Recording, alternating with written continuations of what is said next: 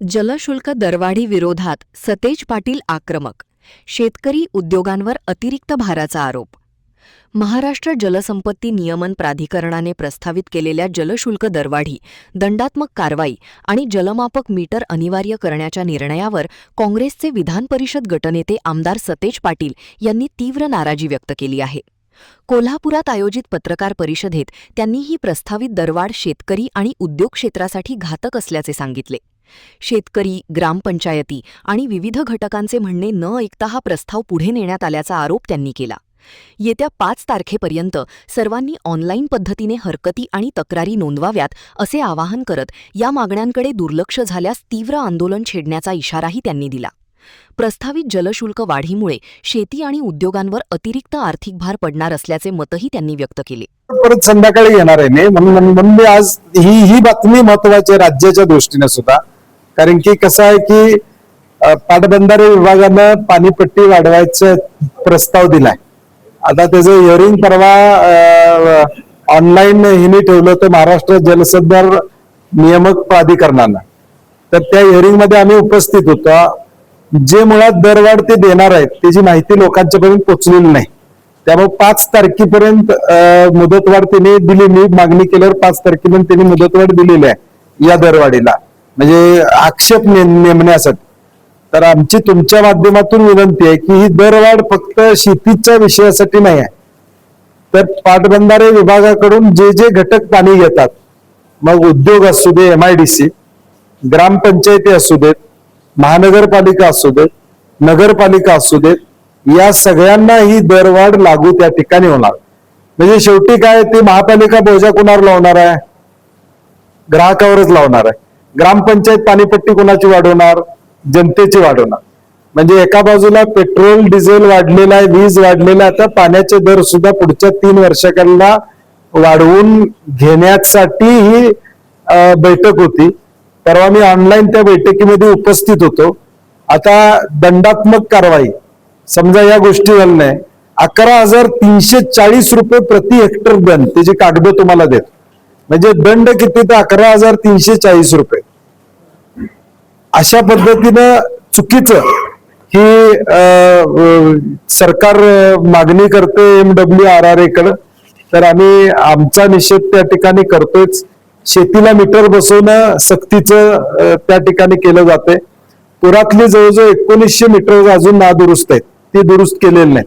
आता ते म्हणतात की अजून मीटर त्या ठिकाणी बसवा. विहिरीवरचं पाणी, नदीपासून 35 किलोमीटर परिस्थितीत असणाऱ्या विहिरीवर पाटबंधारे विभागाकडून 50% आकारणी घेतली जाते, ती रद्द करावी अशी आमची मागणी आहे. आता विहीर पारंपरिक आहे, पण आमच्या नदीतलं पाणी तुमच्याकडे येते विहिरीत, म्हणून त्याच्यावर 50% आकार असा आहे.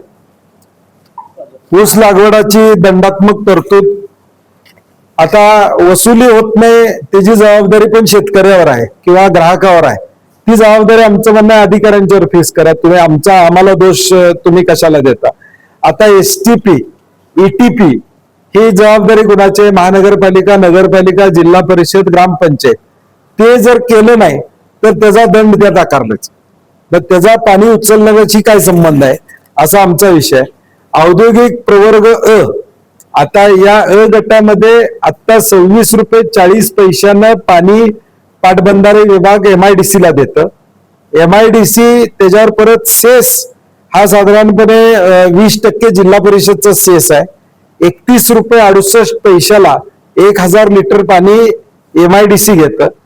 MIDC कशासाठी आहेत? औद्योगिक वाढ व्हावी, तिथं उद्योग याव्यात आणि तिथल्या रोजगार व्हावा आणि त्याचा MIDC सबसिडी रेट मधनं 18 रुपयानं ते पाणी पुढं उद्योगाला त्या ठिकाणी. आता MIDC ला सुद्धा पाणी घेताना आता दरवाढ फेस करावी लागेल. म्हणजे या 2 गोष्टी आहेत. एक तर मग MIDC ला उद्योगावर दरवाढ करावी लागेल किंवा सबसिडी आणखीन वाढवावी लागेल. म्हणजे तो फटका तिथं आहे. ती आकडेवारी मी तुम्हाला देतो. यात सगळी अ वर्ग, ब वर्गला जवळजवळ 10 पटीनं दरवाढ त्यामध्ये होत्या आणि घरगुती जवळजवळ 12%, 12-12.5% बोजा सहन करावा लागेल जर महापालिका, जिल्हा परिषद, पंचायत समितीने ही दरवाढ पुढे इफेक्टिव्ह करायची झाली तर, म्हणजे पाटबंधारे विभागानं जे पाणी घेतात ते इफेक्ट जर द्यायचा झाला तर 12.5% दरवाढ साधारणपणे ग्राहकावर होऊ शकते. त्यामुळे आपल्या माध्यमातून माझी कोल्हापूर, सांगली, सातारा, पुणे या 4 कृष्णा खोऱ्यातल्या सर्व जिल्ह्यातल्या ग्रामपंचायत, महानगरपालिका, नगर परिषद, नगरपंचायत या सगळ्यांना विनंती आहे की ह्याच्यावर हरकत 5 तारखेपर्यंत घ्यावी. ही दरवाढ झाली तर बोजा पुन्हा स्थानिक स्वराज्य संस्थेवर पडणार, तो बोजा पुन्हा स्थानिक स्वराज्य संस्था ग्राहकावर या ठिकाणी टाकणार. शेतकरी तर अडचणीत आणतायतच, परंतु बाकीचा विभाग पाणीपट्टीच्या माध्यमातून ग्राहक देखील या ठिकाणी अडचणीत येणार आहे. तर ह्याच्या संदर्भात 5 तारखेपर्यंत लोकांनी हरकती नोंदवाव्यात. आता ज्यावेळी VC झाली त्यावेळी ही जी दरवाढ करणार आहे, मी म्हणलं डॉक्युमेंट तुम्ही ठेवलं होतं का पाटबंधारे विभागात? हे ठेवलं नव्हतं. ते म्हणतात की आम्ही पाटबंधारे विभागातल्या सगळ्या ऑफिसमध्ये डॉक्युमेंट उपलब्ध केले, ते डॉक्युमेंट आम्हाला मिळालं नाही. जे डॉक्युमेंट आम्हाला मी वाचलं, मी VC मध्येच सांगितलं की वाचल्यानंतर मला सुद्धा लक्षात येत नाही, एवढी तुमची तांत्रिक भाषा आहे. म्हणजे कसा होणार आहे, काय होणार आहे हे कळत नाही, मग ग्राहकाला काय कळणार? त्यामुळं सोप्या भाषेत हे लोकांना उपलब्ध झालं पाहिजे. त्याचा परिणाम काय होणार आहे?